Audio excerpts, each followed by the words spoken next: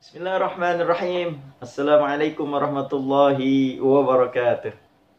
Ngaji bareng lagi kita. Alhamdulillah pada kali ini kita masih bisa berkumpul kembali di Ngaji TV.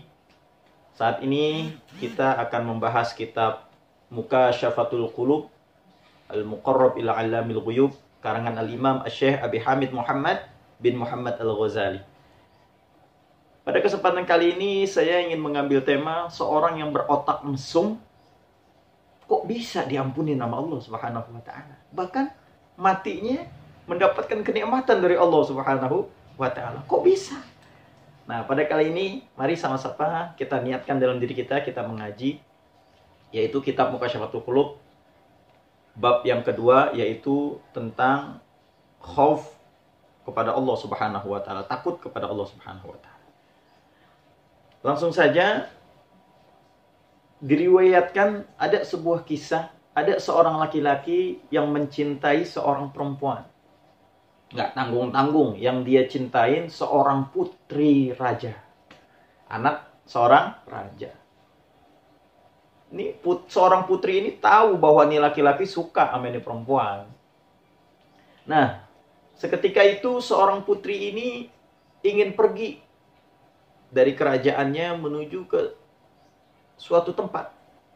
Nah, namanya seorang putri ketika dia keluar dari rumahnya pasti dia ini dikawal oleh pengawal-pengawalnya. Nah, seketika itu ini laki-laki yang mencintai seorang putri ikut bersama tuan putri. Nah, setelah tuan putri jalan beserta orang laki-lakinya ini yang mencintainya dan pengawalnya jalan. Sampailah dia di tengah-tengah hutan. Nah, seketika itu mereka semuanya berhenti untuk beristirahat. Karena hari sudah malam. Tuan putri menginstruksikan kepada pengawalnya untuk tidur semuanya. Nah, ketika itu tuan putri bertanya nih kepada seorang laki-laki. Bang, kalau bahasa kitanya mah ya, Bang, coba Bang, Abang cek, lihat ke sekeliling Abang. Kira-kira tuh orang udah pada tidur semua apa belum? Tuh. Mendengar perkataan dari tuan putri tersebut, akhirnya nih laki-laki kegeeran. Nih laki-laki otaknya langsung mesum nih. Wah, alhamdulillah nih perempuan, nih tuan putri kayaknya nih suka juga sama saya nih. Sampai nanya nih udah pada tidur apa belum. Laki-laki ini kegeeran. Langsung tuh otak mesumnya keluar tuh. Nah akhirnya si laki-laki ini mengecek satu persatu tuh pengawalnya yang ada di hutan. Udah tidur ternyata semuanya. Girang nih anak laki-laki. Dengan pede akhirnya laki-laki tersebut bilang ke tuan putri. Wahai tuan putri, apa yang engkau perintahkan telah aku kerjakan. Semua pengawal orang-orang yang ada di sekitaran hutan ini semuanya sudah tertidur. Lalu tuan putri bertanya balik. Oh gitu. Baiklah. Nah ternyata apa yang dipikirkan oleh laki-laki ini ternyata tidak sesuai dengan pemikirannya. Ternyata tuan putri ini tuan putri yang soleha. Yang menjaga daripada keimanannya di hadapan Allah Subhanahu wa taala. Nah, akhirnya tuan putri bertanya balik kepada laki-laki. Sekarang saya mau bertanya. Kira-kira saat ini Allah lagi tidur apa enggak? Tiba-tiba tuh laki diem. Mukanya diem. Kaget tuan putri bertanya kayak begitu. Nah, karena ini laki-laki juga enggak bodoh-bodoh banget. Dia ingat perkataan daripada gurunya atau ustadznya yang pernah berbicara kepada dia. Ada di dalam ayat kursi. Allah itu la ta'khudhuhu sinatu wala naum. Allah itu enggak tidur dan enggak ngantuk. Lalu dijawablah tuh sama seorang pemuda. Wahai tuan putri, sesungguhnya Allah ini saat ini tidak tidur. Jangankan tidur, ngantuk aja Allah tidak, wahai tuan putri.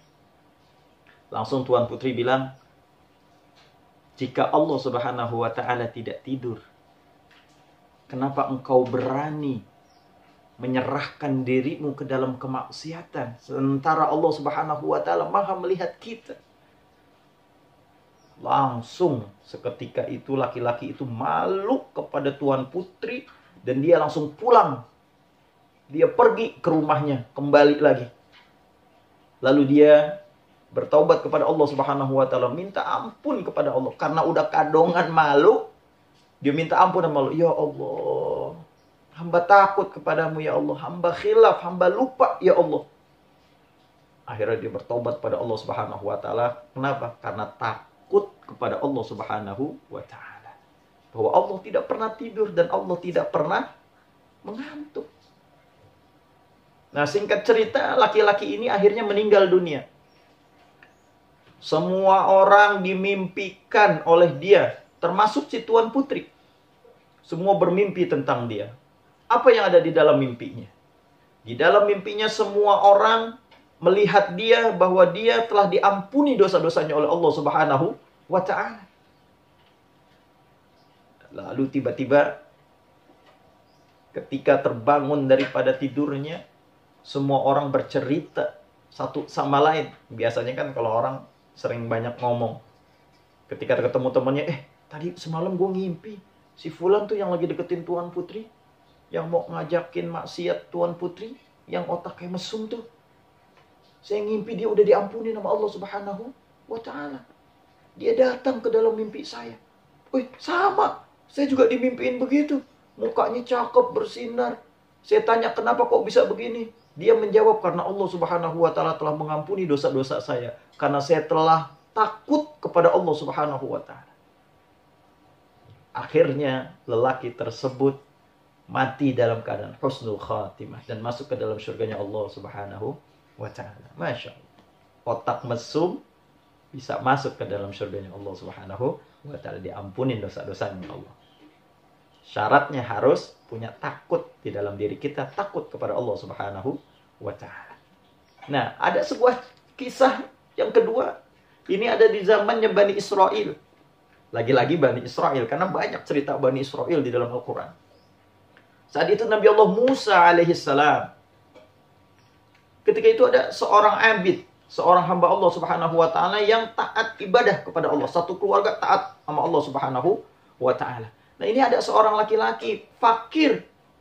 Kalau udah fakir itu udah di atasnya miskin. Kalau miskin masih mending, masih ada penghasilan. Kalau fakir udah nggak punya penghasilan. Ini ada seorang fakir. Anak-anaknya semuanya ini pada nangis kelaparan. Nggak ada makanan. Akhirnya nih laki-laki nyuruh istrinya. Coba dah lo bantuin gue dah. Keluar juga cari duit ya. Bantuin gue biar bisa anak-anak pada makan nih segala macamnya.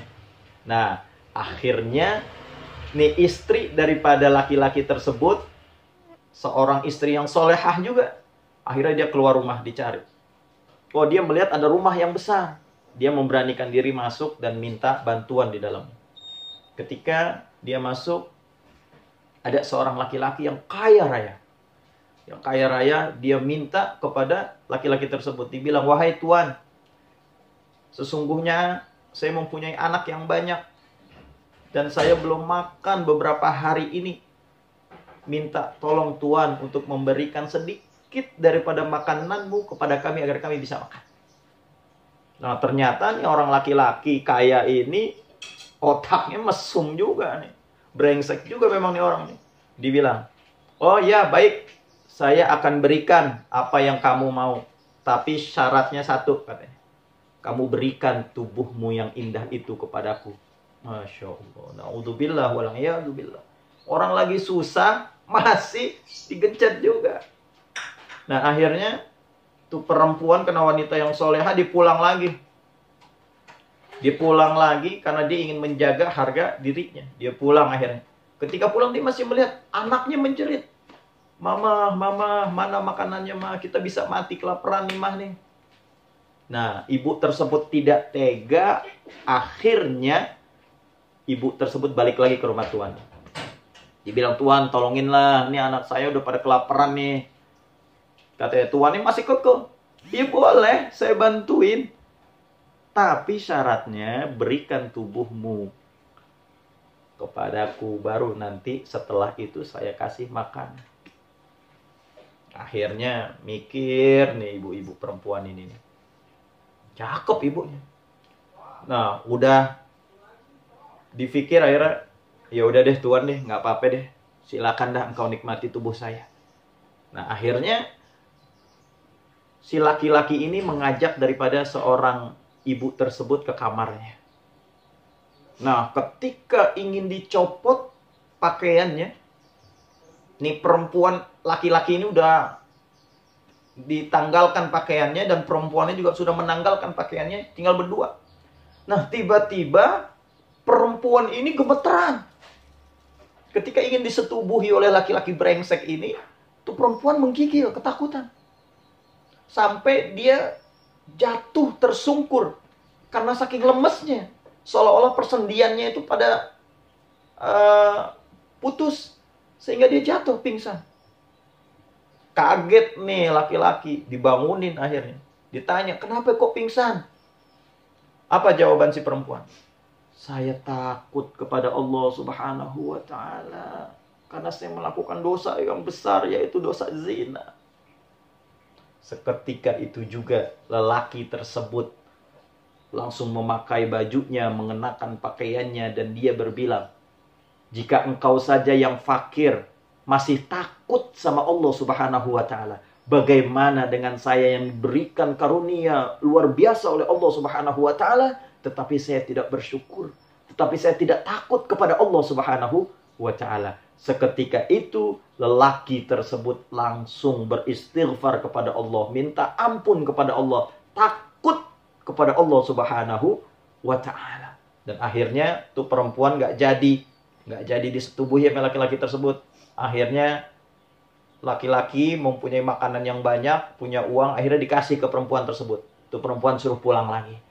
Masya Allah, karena takut kepada Allah Subhanahu wa ta'ala. Dan akhirnya Allah Subhanahu wa ta'ala mewahyukan kepada Nabi Allah Musa alaihissalam. Apa kata Allah Subhanahu wa ta'ala? Hai Musa, berikan kabar gembira kepada Fulan bin Fulan. Lelaki tersebut tadi tuh yang otaknya mesum. Tetapi di akhirnya dia takut sama Allah Subhanahu wa ta'ala. Bilang kepada dia bahwa dosa-dosanya dia telah diampuni oleh Allah Subhanahu wa ta'ala. Masya Allah. Akhirnya Nabi Allah Musa alaihissalam datang kepada laki-laki tersebut. Singkat cerita, bapak, aku mendapatkan wahyu dari Allah Subhanahu wa ta'ala. Aku harus menyampaikan ini kepadamu, bahwa dosa-dosamu telah diampuni oleh Allah Subhanahu wa ta'ala. Ini padahal nih orang belum mati. Masih sehat, segar. Tetapi udah diampunin dosa-dosanya sama Allah Subhanahu wa ta'ala. Laki-laki itu kaget. Wahai Nabi Allah, kok bisa dosa-dosa saya diampuni sama Allah? Apa kata Nabi Allah Musa? Aku mendapatkan wahyu dari Allah Subhanahu wa ta'ala. Dan aku hanya menyampaikan kepadamu. Nabi Musa bertanya lagi sama nih orang. Kalau boleh tahu emang amalannya apaan ya? Kok bisa diampuni dosa-dosanya sama Allah? Nah, ceritalah tuh akhirnya tuh laki-laki. Tadi ada datang perempuan. Dia mau minta makanan. Tapi saya bilang, oke, saya kasih makanannya. Tapi syaratnya harus kau serahkan tubuhmu. Nah, akhirnya tuh perempuan pingsan. Dan akhirnya dia takut sama Allah. Karena dia takut, saya jadi ketakutan juga sama Allah. Nah, disitulah saya beristighfar kepada Allah, takut kepada Allah Subhanahu wa ta'ala. Begitulah cerita daripada si bapak tersebut kepada Nabi Allah Musa alaihis salam. Nah, ini sesuai daripada firman Allah Subhanahu wa ta'ala. Apa Allah Subhanahu wa ta'ala berfirman? Fala takhshawun nasa wakhshawni. Janganlah kita takut kepada manusia, tetapi takutlah kita kepada Allah Subhanahu wa ta'ala. Nah, di saat ini begitu banyak nih di antara kita takut kepada manusia, tapi kita tidak takut kepada Allah Subhanahu wa ta'ala. Kita takut kepada atasan kita, melebihi takutnya kita kepada Allah Subhanahu wa ta'ala. Kita rela bermaksiat jamaah dengan alasan tidak enak, dengan alasan saya takut kalau saya nggak berbuat kayak begini, kalau saya tidak memark up ini, nanti saya takut saya dipecat sama bos saya, sehingga saya tidak bisa makan lagi. Tetapi dia tidak takut sama Allah Subhanahu wa ta'ala.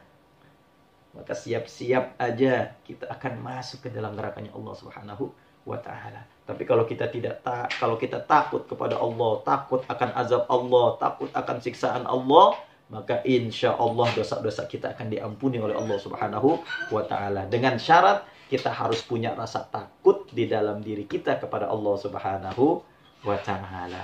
Alhamdulillah.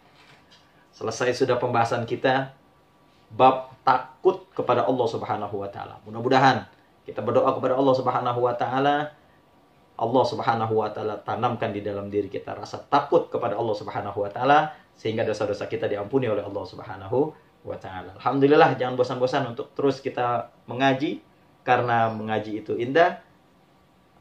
Wassalamualaikum warahmatullahi wabarakatuh. Yuk ngaji bareng lagi.